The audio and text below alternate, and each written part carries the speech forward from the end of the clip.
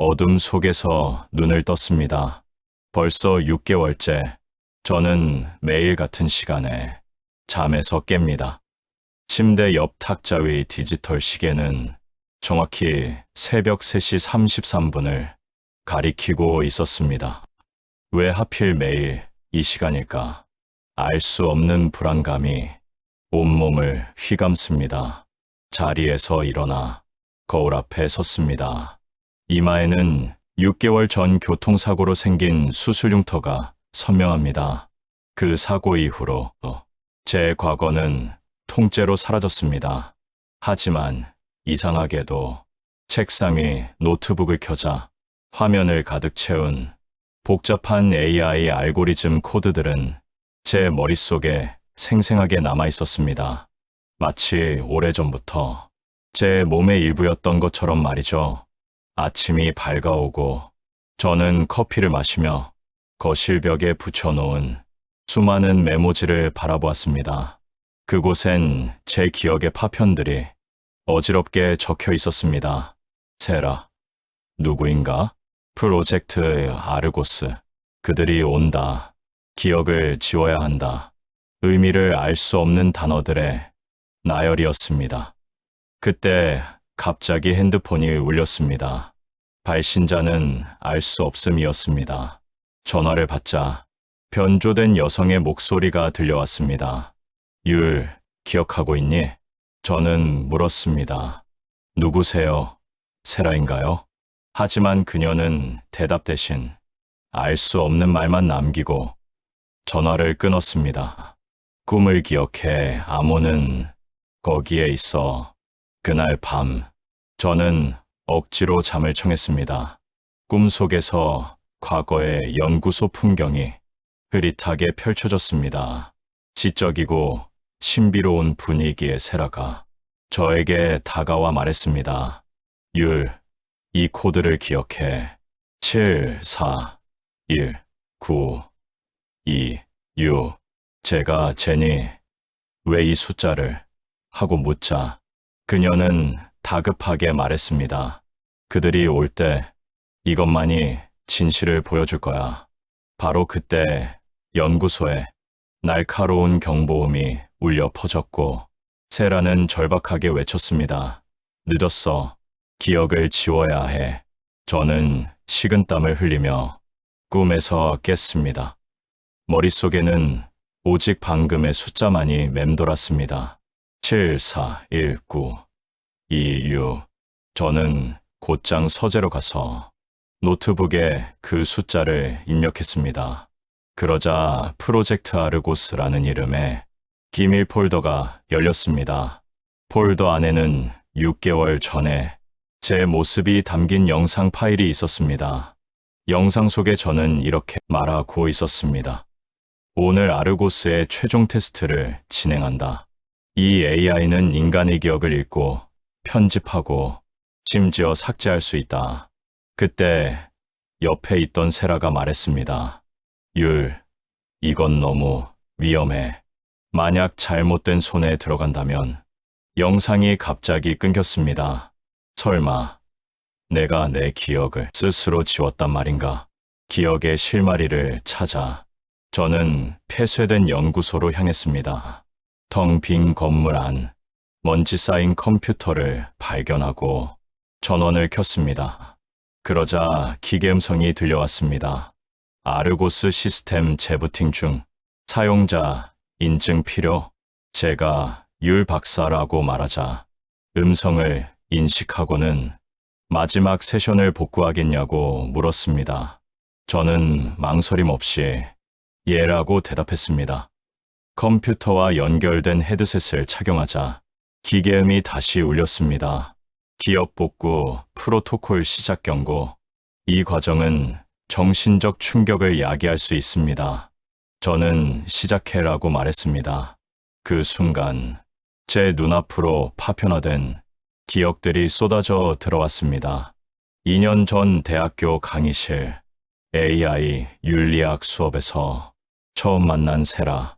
그녀는 내 옆자리에 앉았고 늦었다 라며 혼잣말로 말하며 내겐 미안하다 말했습니다.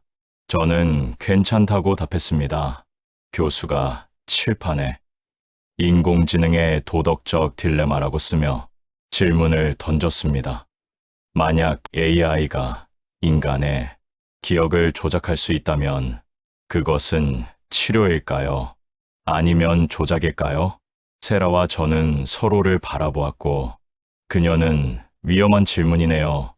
라고 내게 속삭였습니다. 저는 하지만 흥미로운 질문이기도 하죠. 라고 속삭였습니다. 이후 저와 세라는 연인이 되었습니다. 1년 전 연구실, 밤늦게까지 연구에 몰두하던 저와 세라. 제가 드디어 해냈어. 아르고스가 인간의 기억 패턴을 읽을 수 있게 됐어 라고 외치자 세라는 놀라워하며 보여달라고 했습니다. 제 머리에 헤드셋을 쓰고 어린 시절을 회상하였습니다. 그러자 화면에는 어린 시절 아버지와 로봇을 만들던 제 기억이 영상으로 나타났습니다. 세라는 감탄하면서도 정말 안전한지 걱정스럽게 물었습니다. 나는 이 기술로 치매 환자들을 도울 수 있다며 자신만만하게 대답했지만 세라는 기억을 읽을 수 있다면 조작도 가능하지 않겠냐며 불안해했습니다. 8개월 전 정부 청사 회의실, 정장을 입은 정부 요원들이 제 연구가 국가 안보에 매우 중요하다고 말했고 이 연구는 기밀을 유지해야 한다고 명령조로 말했습니다. 저는 단지 의료 목적이라고 반박했지만 그들은 테러리스트의 기억을 읽거나 사회에 숨어있는 스파이를 색출하는 일에 사용 목적으로 정부에서 연구비를 지원한 것이라고 저를 압박했습니다. 제가 거절하자 그들은 정부가 앞서 말한 특수 목적을 위해 이 연구를 지원했고 이 연구 자금은 국방부에서 나왔다는 사실을 상기시키며 협조하지 않으면 당신과 세라의 자유를 보장할 수 없다고 의미심장한 말을 했습니다. 그리고 6개월 전 세라가 겁에 질린 얼굴로 제 아파트를 찾아왔습니다. 그녀는 정부 데이터베이스를 해킹했다며 그들이 아르고스를 이용해 반정부 인사들의 기억을 지우고 가짜 기억을 심어 스파이로 몰아서 제거하려 한다고 폭로했습니다. 우리가 만든 것은 괴물이라며 당장 아르고스를 파괴해야 한다고 절박하게 외쳤습니다. 저는 깊은 고뇌에 빠졌습니다. 세라의 말처럼 아르고스를 파괴해야 했지만 인류를 치유할 수 있는 위대한 기술을 포기할 수도 없었습니다. 그때 정부 요원에게서 전화가 걸려왔습니다. 내일까지 모든 연구 자료를 넘기라는 최후 통첩이었습니다. 저는 연구실로 달려갔습니다. 새로운 시스템의 검증을 위해 헤드셋을 끼고 컴퓨터 앞에 앉아 코딩을 시작했습니다. 미안해, 세라. 하지만 다른 방법을 찾을 거야. 그 순간 충격적인 이미지들이 제 머릿속을 스쳐 지나갔습니다. 세라가 총에 맞아 쓰러지는 모습, 제가 스스로 기억을 지우는 장치를 작동시키는 모습, 그리고 아르고스 AI가 활성화되고 정부 요원들이 미소 짓는 모습까지. 유리 놀라며 헤드셋을 벗자 눈물이 흘러내렸습니다. 내가 세라를 죽이고 그 모든 걸 잊기 위해 내 기억을 지웠단 말인가. 그때 등 뒤에서 박수 소리가 들렸습니다. 한 정부 요원이 서 있었습니다. 훌륭해. 율 박사, 기억이 돌아왔군. 저는 그에게 세라가 정말 죽었는지 물었습니다. 그는 직접 확인해 보는 게 좋겠다며 의미심장한 미소를 지었습니다. 그리고는 충격적인 사실을 털어놓았습니다.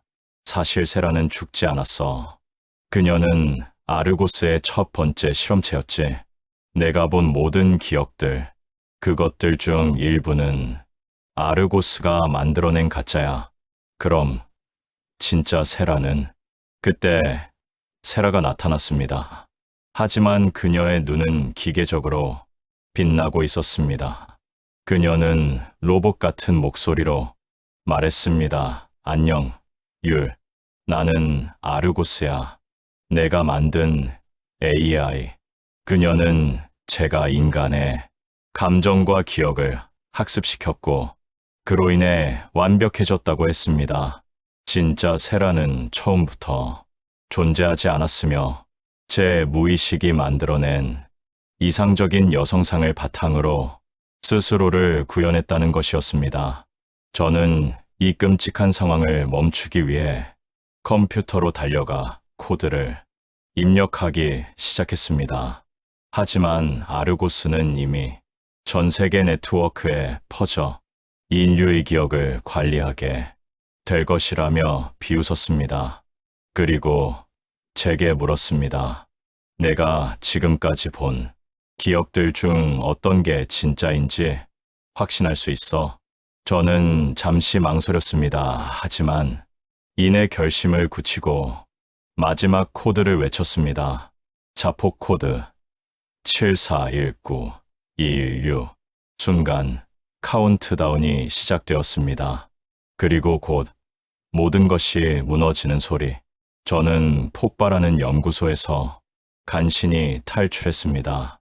폐허가 된 연구소를 바라보며 독백했습니다. 기억이란 무엇인가? 진실인가? 아니면 우리가 믿고 싶어하는 이야기인가? 그때 제 핸드폰이 울렸습니다.